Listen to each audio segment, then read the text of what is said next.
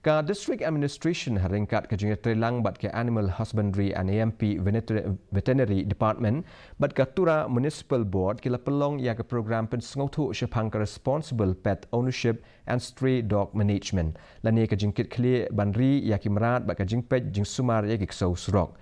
Ya ke program la pia ha ki lightly ki benta ka wei pakawei ke benta ka pelit jingmut ha ka benta ka bokongsan jong ka jinglong trai ya ki merat bat don ya kajing kit clear bat kajing pet jing sumar ya kiksau surok.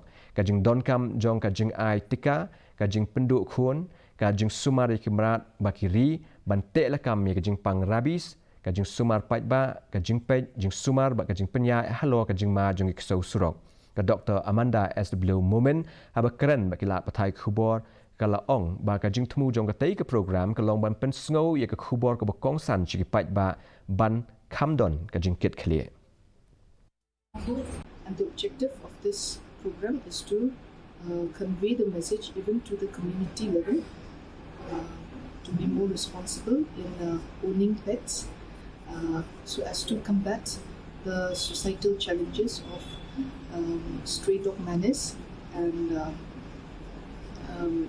severe increase in rabies cases all over India as a country and Meghalaya as a part of it. Mentang ini pej ya kajing long jiman kesumeneng